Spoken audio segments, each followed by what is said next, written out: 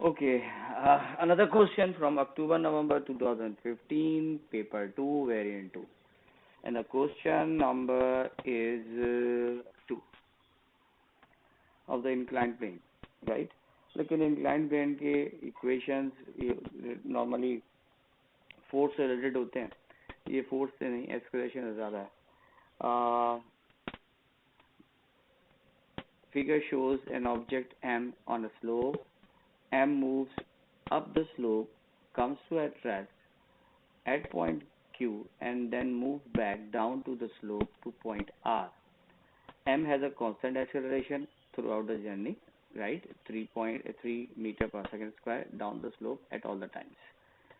At times t equals 0, M is at P and has a velocity of 3.6 meter per second up the slope. The total distance from P to Q and then Q to R is 6 meter. एक object है जो कि P से चलता हुआ Q पे पहुंचा है और किसी वजह से उस या फ्रिक्शन कह लें या फोर्स, किसी फोर्स की वजह से उसकी वो Q पे जाके वो स्टॉप हो गया और उसके बाद स्लिप करता हुआ नीचे आ गया और R पे पहुंच गया. इन तमाम जर्नी में उन्होंने बताया कि जब वो डाउन द स्लोप था, जब वो नीचे की तरफ आ रहा था, तो थ्रू आउट द जर्नी उसकी एक्सेलरेशन जो है वो 3 मीटर पर सेकंड स्क्वायर है. और जब वो पॉइंट पी से जिस टाइम स्टार्ट हुआ उस वक्त उसकी जो वेलोसिटी है वो 3.6 मीटर पर सेकंड है. पहला सवाल, calculate the motion of M from P to Q in R. ठीक है, तो P to Q in R जो कंडीशन है वो पहले पी से क्यू में जाता है और क्यू से आर में आता है. ठीक है, तो calculate the motion of M from P to Q. P to Q के लिए जब एक्सेलरेशन है, पी टू क्यू के लिए जो एक्सेलरेशन है वो 3 मीटर पर सेकंड स्क्वायर है, जो कि उन्होंने कह दिया कि स्लो जो एक्सेलरेशन है थ्रू आउट द जर्नी वो कांस्टेंट है, फिक्स है, 3 मीटर पर सेकंड स्क्वायर. जब P टू Q यहाँ से यहाँ तक, राइट, जब स्टार्ट हुआ तो उसकी स्पीड 3.6 है और यहाँ पर उसकी स्पीड 0 हो गई है मीटर पर सेकंड. तो एक्सप्रेशन का formula A equals V minus U upon T. So T is equals to V minus U upon A. 3.6 is the acceleration initial, final was 0, right, and acceleration is 3. So 3.6 over 3 equals 1.2 second. तो इसका मतलब P से Q जाने में उसको 1.2 second लगे. The distance travel P से Q तक का डिस्टेंस कितना है? Again 2as equals v square minus you square 2 3s मालूम करना है.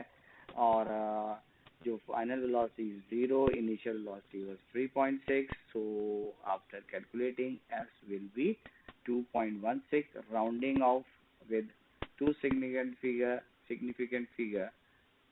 2.2 meter.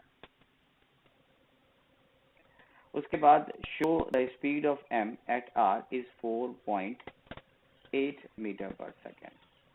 जब वो r से गुजर रहा है उसका जो स्पीड है वो 4.8 मीटर पर second. 2as equals v square minus u square 2 again a 3s. चूंकि हमें पूरी जर्नी की 6 मीटर दी हुई थी और ऊपर जाने का 2 मीटर है, तो वहां से कहां से Q से R तक आने में उसको जो डिस्टेंस लगेगा तो 6 माइनस 2.2. ठीक, तो S equals 6 minus 2.2 equals v square और u अगेन 0. चूंकि इनिशियल वेलोसिटी हम जब यहाँ से ये मोशन यहाँ से यहाँ तक लेकर आ रहे हैं तो इस वक्त इनिशियल वेलोसिटी 0 है और यहाँ फाइनल वेलोसिटी हमें जो है मालूम करनी है. तो 2s equal v square value put की तो v की वैल्यू आई 22.8, रूट लिया 4.77, rounding off will be 4.8 metre पर सेकेंड. उसके बाद सवाल क्या है कि draw the variation with time t of the velocity v of m, the motion of p to q to r.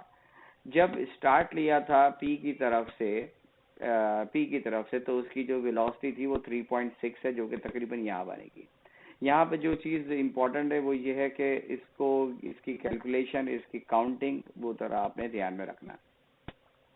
और वहाँ से स्पीड जब वो पॉइंट क्यू तक पहुंचा तो वो उसकी जो है तकरीबन 1.2 सेकंड जो हमने कैलकुलेट की वहां पे उसकी स्पीड 0 हो गई, राइट। तो मैं यहाँ से एक लाइन खींचता हुआ नीचे तक लेके जाऊंगा और जब वो आर पे पहुंचा है तो उसकी जो स्पीड है वो 4.8 है, तो 4.8 तक हम इसकी लाइन को खींचेंगे और ये हमारे पास डायरेक्शन आ जाएगी। रिमेम्बर कि 4.8 है, राइट। अब यहाँ से आप ये भी पता लगा सकते हैं कि जब 4.8 पर तक पहुंचा है तो उस वक्त उसकी स्पीड कितनी है, ठीक है। अगर इफ रिक्वायर्स फर्दर तो हम ये मालूम कर सकते हैं। उसके बाद उन्होंने कहा कि द मास m इज 450 ग्राम, तो 450 ग्राम है, तो यहाँ पर भी एक और जो लोग इसको भूल सकते हैं कि ग्राम को किलोग्राम में कन्वर्ट करना है, ठीक है।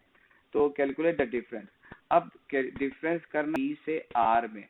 अच्छा, बॉडी एक है, आपको काइनेटिक एनर्जी का फॉर्मूला मालूम है, हाफ mv², राइट।